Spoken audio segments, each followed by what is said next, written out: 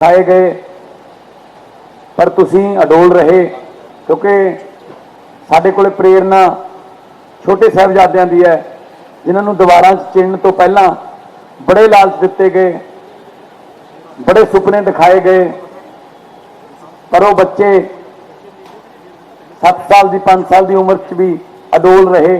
तो अज मेले लगते उन्होंने जिन्हों ने दीवारां चिणियां सी जिन्होंने हुक्म दिता सी उन्हों दी कबरां ते कोई दीवा करने वाला नहीं हैगा। तो पंजाब हमेशा जिहड़ा आकड़ करता, पंजाब नाल धोखा करता है, पंजाब हमेशा उहदी गर्दन नूं झुकाउंदा है। जिहड़े चले गए बधाइयां, भला होया लड़ नेड़ियों छुट्टिया, उम्र ना बीती सारी, लगदी नालों टुटदी चंगी बेकदरां दी यारी।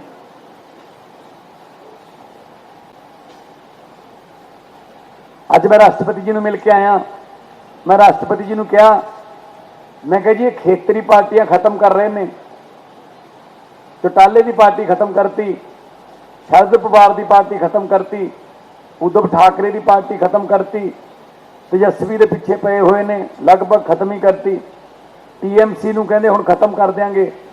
मैं कहा जी पर आम आदमी पार्टी नहीं इन्होंने तो खत्म होनी, क्योंकि आम आदमी पार्टी नैशनल पार्टी है। अज मैं राष्ट्रपति जी ने यह गल कही है, मैं कहा जी जम्मू कश्मीर तो शुरू हो जाओ, साडा एक विधायक जम्मू कश्मीर के डोडा तो साडा एक विधायक है, पंजाब दे विच साडी सरकार है, दिल्ली दे विच असीं मुख विरोधी पार्टी हाँ, गुजरात दे विच साडे 5 MLA ने, गोवा दे विच साडे MLA ने 2, असीं सारे देश च फैले हुए हैं जी। साडे हज़ारां की गिनती च सरपंच ने, साडे पंच ने, साडे मेयर ने, साडे कौंसलर ने। ये पार्टी खत्म होने वाली नहीं हैगी। आ जिहड़े 5-7 बंदे पार्लीमेंट के एक हाउस के इकट्ठे होकर कहते असीं हुण आह पार्टी बन गए, मैं कहा जी डिस्कुआलीफाई करो, जां जे इन्हां दी हिम्मत है तो फिर इस्तीफा दे के जांदे। हुण पंजाब की गिनती मिनती करनी होवे, अज राष्ट्रपति जी ने मैं जो दस्सिया, राष्ट्रपति जी भी थोड़ा जिहा हैरान हो गए, मैनूं दोबारा कहंदे मैनूं दोबारा दस्सिओ। मैं कहा जी MLA 2 ने बीजेपी के पंजाब च, राज सभा के MP 6 ने, ये किहड़े हिसाब नाल हो गए जी? कहते कैसे, मुझे समझ नहीं, मैं मुझे पता नहीं चला। मैं कि 117 की असैंबली है, वो 2 MLA चुने हुए ने, तो अज 6 MP उन्होंने राज सभा के ने, जबकि टोटल सीटें ही 7 ने जी, सीटां 7 ने 117 दियां, 2 जने 6 बंदे किवें चुन सकते हैं? मैं ये तो मजाक है, जिहड़ा संविधान का दायर है मजाक है जी, तो लोकतंत्र की मतलब कोझी हरकत है कि लोकतंत्र का मजाक उड़ाया जा रहा है। कहते मैं संविधान के माहिरों को बुलाऊंगी, मैंने कहा बुला लो, वैसे संविधान तो समझते कख नहीं हो, संविधान तो रोज़ बदलते रहते हैं, वह रोज़ कहते 340 पूरे हो गए उद्दी बदल देंगे। तो इस करके तुहाडा इत्थे आके शक्ति प्रदर्शन करना, तुहाडा साथ, मैं तुहाडे हाज़री लवाई है उत्थे, मैं कहा जी 95 खड़े ने बाहर, वैसे राष्ट्रपति भवन च कोई बैठण नूं जगह की कमी नहीं हैगी, अशोक हाल वर्गे बड़े बड़े हाल ने उत्थे, पर वो कहते कोई गल नहीं, तुसीं उन्हां वल्लों सारिਆਂ वल्लों आ गए। मैं कहीं सारे दस्खत ने कल्ले कल्ले दे, मैं कहा जी उन्होंने अगे चुने ने, लोगों ने MLA चुने, MLA ने वो चुने, तो फिर किते ना किते लोगों का मैंडेट ही जिहड़ा है वो हट होया ना। तो इस करके हुण जिवें हुण कहंदे आ कि बीजेपी आऊगी, बीजेपी कहती हुण बस हुण पंजाब का नंबर है। लो दोस्तों गल ये है, जदों भी कोई विजय रथ रोकना पिया तो पंजाब ने रोकया। 2014 च आम आदमी पार्टी के 4 MP आए, मैनू 2 साल मैनू इत्थे पार्लीमेंट च सवाल पूछी गए पत्रकार, आपने मोदी की आंधी को कैसे रोका, पूरे देश में मोदी की आंधी थी, कैसे रोका? मैं कहा सीधी जी गल है, उन्होंने चोण निशान कमल का फुल है, कमल का फुल उगदा चिक्कड़ च, ते साडा चोण निशान झाड़ू है, तो झाड़ू का काम है चिक्कड़ की सफाई करना। अभी चिक्कड़ की सफाई करती, कमल उगे ही नहीं। तो इस करके आपां नूं हुण एक बारी फिर ये विजय रथ रोकण की जिम्मेवारी अपने ते आ गई। अपने प्रधान जी अपने नाल ने, सच्चे दिलों अपनी पार्टी दे विच कदे भी आपां नूं कोई शिकायत होवे इमीडिएटली लाणेदार के तौर पर सामने भी आउंदे ने, हैड ऑन भी लैंदे ने, जे किसी के विरुद्ध कोई कार्रवाई करनी है ਕੋਈ ਜੇ ਆਪਾਂ ਨੂੰ ਜਿਵੇਂ ਹੁਣ ਆ ਸੰਕਟ ਚੱਲ ਰਹੇ ਆ ਤਾਂ ਪ੍ਰਧਾਨ ਜੀ ਨਾਲ ਖੜੇ ਨੇ ਹਰ ਵਕਤ। ਸੋ ਮੈਂ ਹੁਣ ਜ਼ਿਆਦਾ ਸਮਾਂ ਨਹੀਂ ਲੈਣਾ, ਮੈਂ ਤਾਂ ਇੰਨਾ ਹੀ ਕਹਿਣਾ ਕਿ ਹੁਣ ਫੇਰ ਇੱਕ ਵਾਰੀ ਜ਼ਿੰਮੇਵਾਰੀ ਆਪਣੇ ਤੇ ਆ ਗਈ। ਕਹਿੰਦੇ ਕਿ ਹੁਣ ਬੀਜੇਪੀ ਦਾ ਸਾਰਾ ਟਾਰਗੇਟ ਪੰਜਾਬ ਤੇ ਹੋਊਗਾ। ਮੈਂ ਕਿਹਾ ਜੀ ਅੱਜ ਵੀ ਮੈਂ ਕਹਿ ਕੇ ਆਇਆ, ਕੋਈ ਪੰਜਾਬ ਦੇ ਹੱਕ ਦੀ ਗੱਲ ਕੀਤੀ ਕਦੇ ਬੀਜੇਪੀ ਨੇ? ਕਿਹੜੇ ਮੂੰਹ ਨਾਲ ਪੰਜਾਬ ਚਾਹੁੰਗੇ ਜੀ? ਕਦੇ ਕਹਿੰਦੇ ਚੰਡੀਗੜ੍ਹ ਖੋਲਾਂਗੇ, ਕਦੇ ਕਹਿੰਦੇ ਪੰਜਾਬ ਯੂਨੀਵਰਸਿਟੀ ਲੈ ਲਾਂਗੇ, ਕਦੇ ਕਹਿੰਦੇ ਭਾਖੜਾ ਡੈਮ ਅਸੀਂ ਦੱਬ ਲਾਂਗੇ, ਕਦੇ ਕਹਿੰਦੇ ਸਾਰਾ ਪਾਣੀ ਰਾਜਸਥਾਨ ਤੇ ਹਰਿਆਣੇ ਨੂੰ ਵੀ ਦਿਓ, ਕਦੇ ਕਹਿੰਦੇ ਆ ਤੁਹਾਡੀਆਂ ਝਾਕੀਆਂ ਨਹੀਂ ਇੱਥੇ 26 ਜਨਵਰੀ ਤੇ 15 ਅਗਸਤ ਨੂੰ ਅਸੀਂ ਦਿਖਾਉਂਦੇ, ਕਦੇ ਕਹਿੰਦੇ RDF ਦਾ ਪੈਸਾ ਨਹੀਂ ਦਿੰਦੇ, ਕਦੇ ਕਹਿੰਦੇ NHM ਦਾ ਪੈਸਾ ਨਹੀਂ ਦਿੰਦੇ। ਸੋ ਇਹ ਕਦੇ ਕੋਈ ਪੰਜਾਬ ਦੇ ਹੱਕ ਦੀ ਗੱਲ ਕੀਤੀ ਹੈ? ਫਿਰ ਕਿਹੜੇ ਮੂੰਹ ਨਾਲ ਆਉਣਗੇ ਉੱਥੇ?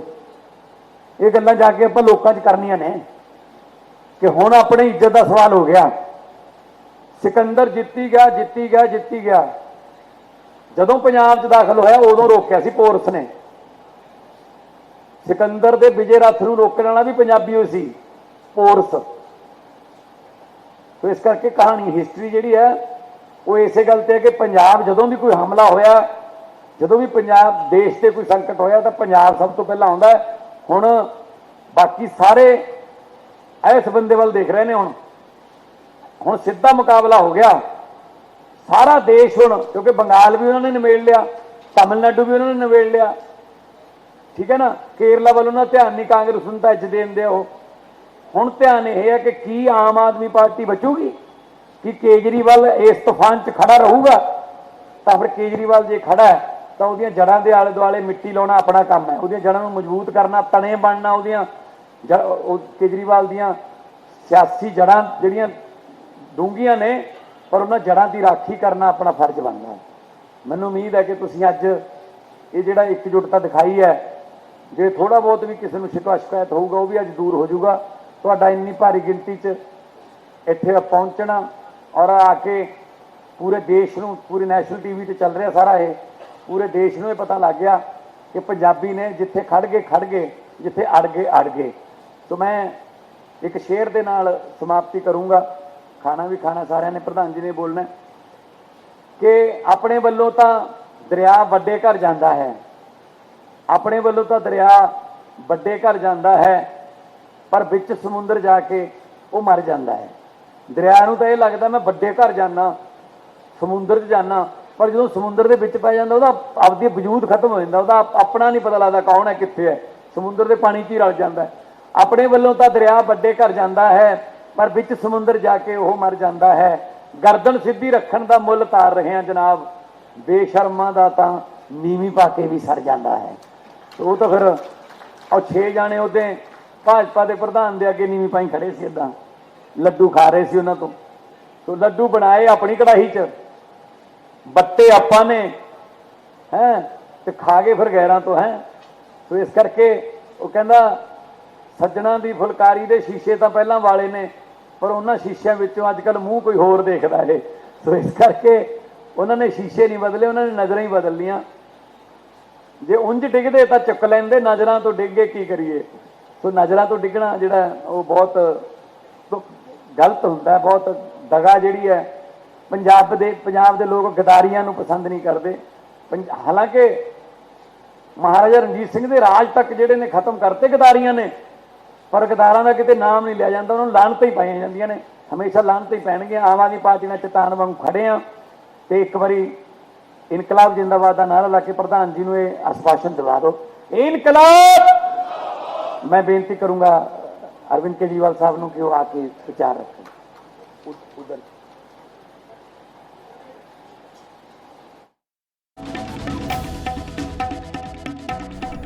ਤਾਂ ਬਿਲਕੁਲ ਅੱਜ ਸਵੇਰੇ ਰਾਸ਼ਟਰਪਤੀ ਨਾਲ ਜਿਹੜਾ ਕਿ ਸੀਐਮ ਮਾਨ ਦੇ ਵੱਲੋਂ ਮੁਲਾਕਾਤ ਕੀਤੀ ਗਈ ਸੀ। अमन अरोड़ा जी, यहाँ पे आए हुए सभी मंत्रीगण और सभी मेरे एमएलए भाई बहन, आप सब लोगों को मेरा नमस्कार, सबको सत श्री अकाल। सबसे पहले दिल्ली में आप लोगों का स्वागत है और मैं जानता हूँ आप सब लोग लंच का इंतज़ार कर रहे हैं। मैं ज़्यादा नहीं बोलूँगा, बस 2-3 मिनट में अपनी बात ख़त्म करूँगा। हमारी सरकार को बने लगभग 4 साल हो गए, 10 महीने बचे हैं चुनाव के। चुनाव के आखिरी साल में ऐसा बहुत कम होता है और ऐसी बहुत कम सरकारें होती हैं कि आखिरी साल में लोग उस सरकार की तारीफ कर रहे हों। 4 साल के बाद कहते हैं एंटी इनकम्बेंसी बहुत हो गई, एंटी इनकम्बेंसी बहुत हो गई। लेकिन पंजाब के अंदर मेरे पास रोज सर्वे आते हैं पंजाब के हर हलके के, हर इलाके के। आप किसी पिंड में चले जाओ, किसी मोहल्ले में चले जाओ, आज पंजाब के अंदर एंटी इनकम्बेंसी नहीं है, प्रो इनकम्बेंसी है कि सरकार बहुत अच्छा काम कर रही है कि नहीं कर रही है। लोग खुल के तारीफ कर रहे हैं, दिल से तारीफ कर रहे हैं पंजाब सरकार की। और जिस तरह के अभी काम चल रहे हैं, मेरे पास रोज सड़कों की फोटो आती है, जो सड़कें बन रही है 40,000 किलोमीटर की, 44,000 किलोमीटर की सड़कें बन रही हैं, 9,000 किलोमीटर बन चुकी हैं। जून के अंत तक काफी बन जाएंगी, 1 महीने के बाद सारी और बन जाएंगी। ऐसी सड़कें आज तक पंजाब में कभी नहीं बनी थी। शहरों के अंदर, गली गली के अंदर सड़कें, गलियां बन रही हैं, सड़कें बन रही हैं। अभी परसों, शायद कल या परसों, आपने 250 मैदान खेल के, कल 250 खेल के मैदान, इतने शानदार मैदान गांव गांव के अंदर, पिंडों के अंदर। पंजाब ने देश के सबसे अच्छे खिलाड़ी पैदा किए और वो खिलाड़ी तब निकले जब सरकारें उनकी कोई मदद नहीं करती थी। अब हर पिंड के अंदर इतने शानदार खेल के मैदान बन रहे हैं। 3,000 गांव में ऐसे शानदार मैदान बनेंगे और 6,000 गांव के अंदर नॉर्मल मैदान बनेंगे। हर गांव के अंदर खेलने के लिए बच्चों को मैदान मिलेगा। सारे जो तालाब थे, गंदे तालाब थे, उनकी सफाई करा दी गई। हर खेत के अंदर सिंचाई का पानी भेजा जा रहा है। किसानों को दोपहर के अंदर बिजली मिलनी चालू हो गई अपनी खेती की, जब रात को 3-3 बजे उठ के उनको अपनी सिंचाई करनी पड़ती थी। बिजली मुफ्त हो गई, 10 लाख रुपए का इंश्योरेंस हो गया, हजार रुपए महिलाओं के अकाउंट में जाने शुरू हो जाएंगे अभी थोड़े दिन के बाद। इतने सारे काम मेरे को तो याद भी नहीं। इतने काम आज तक पिछली सरकारें, जब भी उनसे बात करो वो कहती थी खजाना खाली है, खजाना खाली है, पैसे नहीं है। हमने कभी नहीं कहा खजाना खाली है, क्योंकि ईमानदार सरकार है, ईमानदारी से काम कर रहे हैं। पूरे देश के अंदर आज एक बड़ा संकट छाया हुआ है। भारतीय जनता पार्टी ने जिस तरह से जनतंत्र को हाईजैक कर लिया है, हत्या कर दी है जनतंत्र की। कहीं पूरे देश में कोई पार्टी जीत के आ जाए, इनको कोई फर्क नहीं पड़ता। उसके बाद ईडी से, सीबीआई से, पैसे से एमएलए तोड़ लेते हैं, पार्टियां तोड़ लेते हैं, सरकारें गिरा देते हैं, जेल भेज देते हैं, हर किस्म की वोट काट देते हैं, वोट ऐड करा देते हैं। कल बंगाल का जो चुनाव, वो चुनाव थोड़ी था।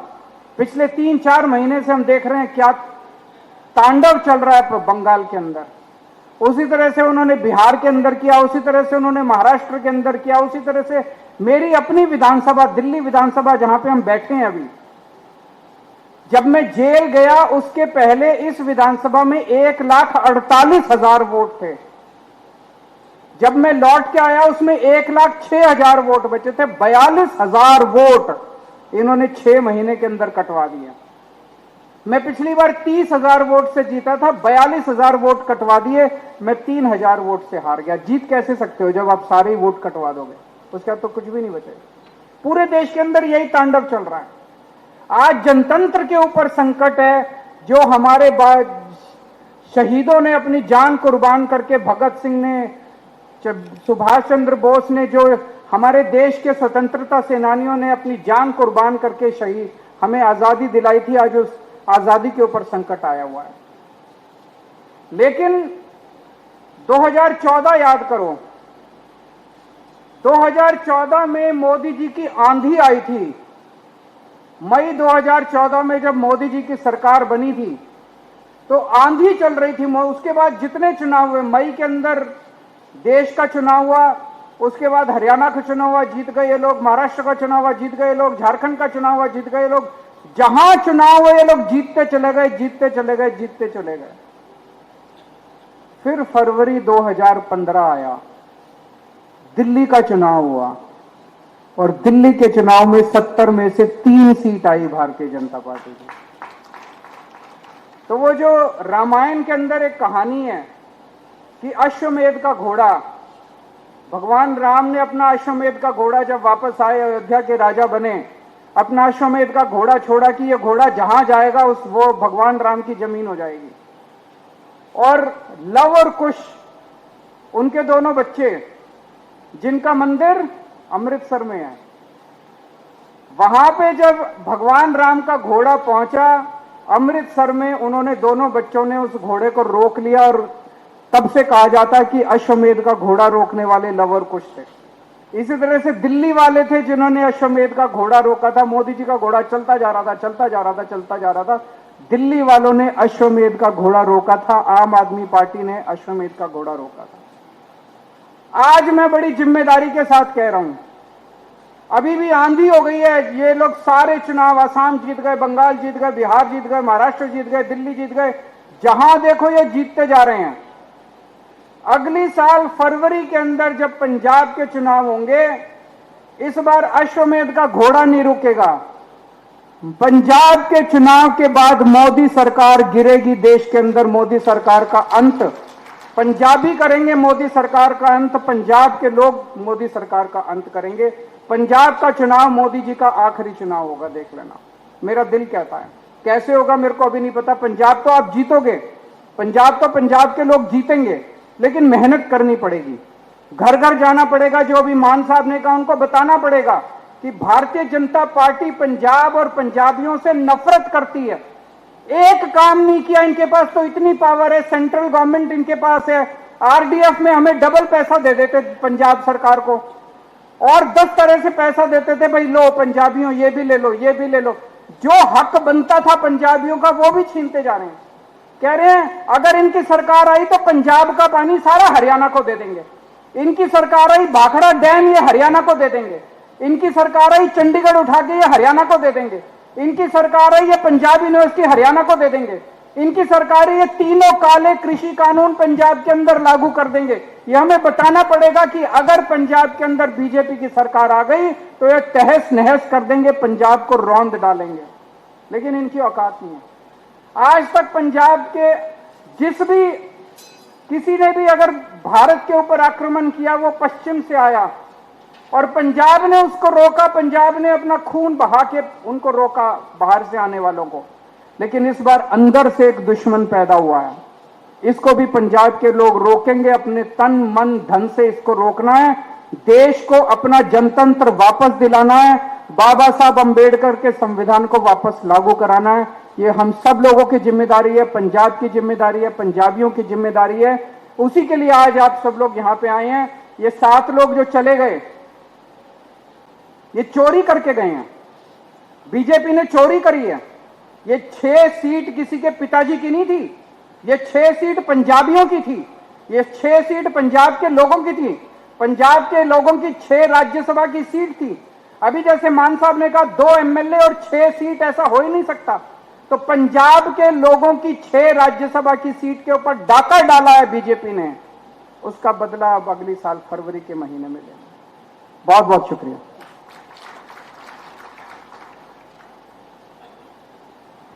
बहुत बहुत ਵਾਲ ਦੇ ਵੱਲੋਂ ਜਿਹੜਾ ਕੀ ਹੈ ਵਿਧਾਇਕਾਂ ਨੂੰ ਸੰਬੋਧਨ ਕੀਤਾ ਗਿਆ, ਜਿੱਥੇ ਕਿ ਉਹਨਾਂ ਨੇ ਸਿੱਧਾ ਤੌਰ ਤੇ ਕਿਹਾ ਕਿ ਰਾਸ਼ਟਰਪਤੀ ਨਾਲ ਮੁਲਾਕਾਤ ਦੇ ਵਿੱਚ ਉਹਨਾਂ ਨੇ ਇਸ ਮੁੱਦੇ ਨੂੰ ਰੱਖਿਆ, ਤਰੀਕੋਲ ਦੇ ਮੁੱਦੇ ਨੂੰ ਰੱਖਿਆ, ਜਿਸ ਤੋਂ ਬਾਅਦ ਕੇਜਰੀਵਾਲ ਕਹਿੰਦੇ ਹੋਏ ਨਜ਼ਰ ਆਏ ਕਿ ਇਹ ਜਿਹੜਾ ਕੀ ਹੈ ਲੋਕਤੰਤਰ ਦੀ ਜਿਹੜਾ ਕਿ ਲੋਕਤੰਤਰ ਦੀ ਹੱਤਿਆ ਕੀਤੀ ਗਈ ਹੈ। ਤਾਂ ਇਸ ਦੇ ਵਿੱਚ ਉਹਨਾਂ ਨੇ ਬਾਗੀਆਂ ਨੂੰ ਲੈ ਕੇ ਵੀ ਜਿਹੜਾ ਕਿ ਸਵਾਲ ਚੁੱਕੇ ਗਏ। ਤਾਂ ਉੱਧਰ ਹੀ ਕੇਜਰੀਵਾਲ ਦੇ ਵੱਲੋਂ ਕਿਹਾ ਗਿਆ ਕਿ ਪੰਜਾਬ ਦੇ ਵਿੱਚ ਜਿਹੜਾ ਕੀ ਹੈ ਬੀਜੇਪੀ ਦੀ ਪਾਰਟੀ ਨੂੰ ਜਿਹੜਾ ਕਿ ਗਿਰਾਉਂਦੇ ਹੋਏ 2027 ਦੀ ਚੋਣਾਂ ਦੇ ਵਿੱਚ ਦੇਖਿਆ ਜਾਵੇਗਾ। ਤਾਂ ਸਿੱਧਾ ਤੌਰ ਤੇ ਕੇਜਰੀਵਾਲ ਦੇ ਵੱਲੋਂ ਇਹ ਕਿਹਾ ਗਿਆ ਕਿ ਪੰਜਾਬ ਦੇ ਵਿੱਚ ਜਿਹੜੇ ਕਿ ਅਗਲੇ ਇਲੈਕਸ਼ਨ ਹੋਣਗੇ ਤਾਂ ਉਹਦੇ ਵਿੱਚ ਬੀਜੇਪੀ ਦੀ ਪਾਰਟੀ ਜਿਹੜੀ ਕੀ ਹੈ ਉਹ ਗਿਰਦੀ ਹੋਈ ਨਜ਼ਰ ਆਵੇਗੀ। ਤਾਂ ਜਿਹੜਾ ਕੀ ਹੈ ਵੱਡਾ ਜਿਹੜਾ ਕੀ ਹੈ ਕੇਜਰੀਵਾਲ ਦੇ ਵੱਲੋਂ ਇਹ ਕਿਹਾ ਗਿਆ।